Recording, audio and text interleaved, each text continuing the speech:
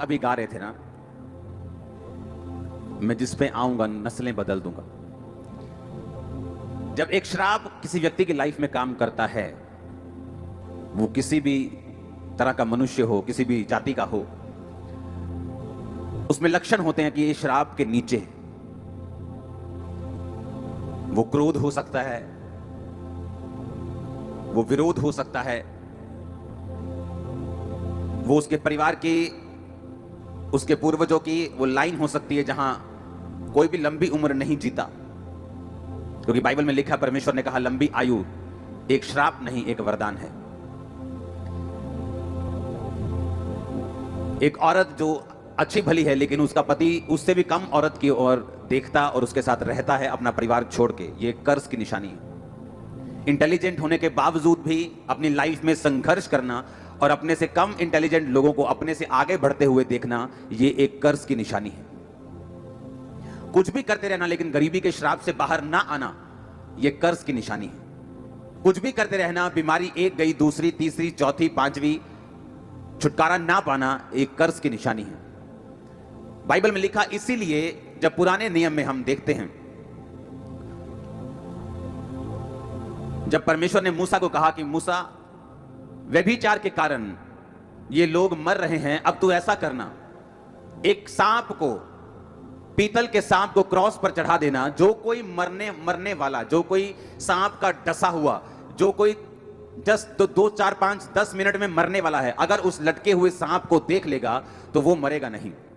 Bible में लिखा, मूसा ने उस सांप को क्रॉस पर लटका दिया, और जब कोई सांप किसी मनुष्य को, किसी व्यक्ति को डसता था और वो लटके हुए उस सांप को जो क्रूस पर लटका हुआ था देख लेता था, तो वो मरता नहीं था। ये एक भविष्यवाणी थी। परमेश्वर ने मूसा के द्वारा कहलाया था कि मेरे बाद जो एक भविष्यद्वक्ता होगा, जो परमेश्वर तुम लोगों में लेके आएगा, तुम सब लोग उसी की सुनना। जो कोई उसकी ना सुनेगा वो लोगों में से नाश किया जाएगा।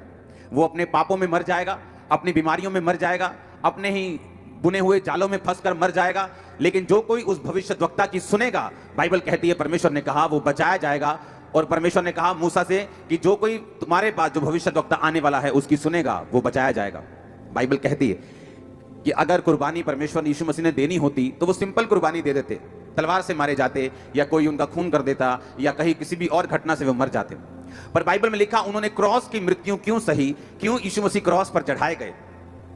अब व्यवस्था विवरण 21 उसकी 22 और 23 आयत में लिखा, फिर यदि किसी के प्राण दंड के योग्य कोई पाप हुआ हो जिससे वो मार डाला जाए, तो उसके शव को वृक्ष पर लटका देना, और वो शव रात को वृक्ष पर टंगा ना रहे, अवश्य उसी दिन उसे मिट्टी देना, क्योंकि जो लटकाया गया हो वो परमेश्वर की ओर से श्रापित ठहरता है। अब यहां पर परमेश्वर ने कहा पुराने नियम में कि अगर कोई प्राण दंड के योग्य कोई ऐसा पाप करे जिसकी जो सजा हो वो मौत हो, तो उसको लकड़ी पे, वृक्ष पे लटका देना, लेकिन उस वृक्ष पे लटके हुए उस लाश को रात तक रहने मत देना, उसको शाम को ही उतार देना, क्योंकि जो कोई लकड़ी पे लटकाया जाता है वो श्रापित है। जो कोई लटकाया गया हो वह परमेश्वर की ओर से शापित ठहरता है। बाइबल कहती है, जब आदम और हवा ने पाप किया तो परमेश्वर ने हवा को श्रापित किया कि तूने परमेश्वर की बात को नहीं समझा, तू श्रापित है। आदम को श्रापित किया, पृथ्वी को श्रापित किया, सभी को श्रापित किया। और बाइबल कहती है आदम के, हवा के ब्लड में पाप चला गया, और जब ब्लड में पाप चला गया, जितनी भी उनकी संतानें हुई, धरती पर हर एक संतान जो है वो आदम और हवा के जरिए हुई। और बाइबल कहती है वो कर्ज, वो पाप जो था वो ब्लड में लोगों के आगे ट्रांसफर होता गया। इसीलिए लोगों के जो स्वभाव में जो गुस्सा है, जो क्रोध है, जो मार कुटाई है, वो उनके स्वभाव से नहीं जा सकती, क्योंकि बाइबल कहती है वो श्राप के नीचे हैं। वो आदम और हवा के उस श्राप के नीचे हैं जो परमेश्वर ने उनको दिया था। अब बाइबल कहती है जब प्रभु यीशु मसीह क्यों आए, बाइबल कहती है प्रभु यीशु मसीह इसलिए आए कि हमें उस श्राप से मुक्ति दे सकें जो आदम और हवा के कारण हमारे ब्लड में आया।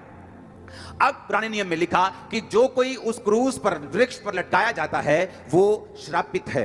हालेलुया।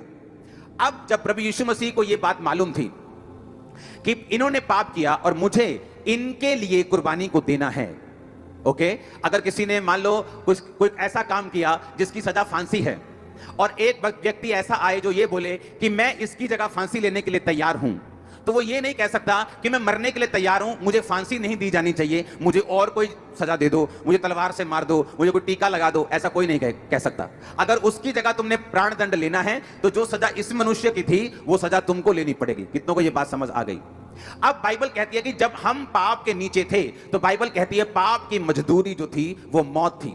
और बाइबल कहती है इसीलिए प्रभु यीशु मसीह, जब परमेश्वर जो थे वो देह धार के आए, यहोवा पिता वो एक ही परमेश्वर है लेकिन उसका आत्मा काम करता है, और प्रभु यीशु मसीह यानी उसका शब्द, उसकी जुबान, जैसे हम बोलते हैं बंदे दी एक कोई जुबान हुंदी, उसी तरह परमेश्वर की एक ही जुबान है जिस जुबान का नाम है प्रभु यीशु मसीह। और बाइबल कहती है वो देह धार कर बिना किसी इंसान के, बिना किसी मेल के, बिना किसी जेंट्स के स्पर्म के बीज के, बाइबल कहती है वो बिना किसी इंसानी मेल मिलाप के कुंवारी के जरिए आया, और इसीलिए वो सबसे पवित्र परमेश्वर है इस दुनिया के ऊपर। और बाइबल कहती है अब क्या हुआ, अब जब प्रभु यीशु मसीह ने आपके लिए और मेरे लिए कुर्बानी देनी थी तो यीशु मसीह को भी यह बात मालूम थी कि जो कोई प्राण दंड के योग्य, व्यवस्था में लिखा है पुराने नियम में, यीशु मसीह ने एक बात बोली थी कि मैं पुराने नियम को नाश करने नहीं आया हूं, मैं पुराने नियम को बदलने के लिए नहीं आया हूं, मैं पुरानी व्यवस्था को पूरा करने के लिए आया हूं। तो जब प्रभु यीशु मसीह ने मेरे और आपके लिए जान देनी थी तो यह जरूरी था कि वो वृक्ष के ऊपर यानी लकड़ी के ऊपर वो लटकाया जाए और वही मौत ले जो आपको और मुझको मिलनी थी अपने पापों और गुनाहों के कारण। अब बाइबल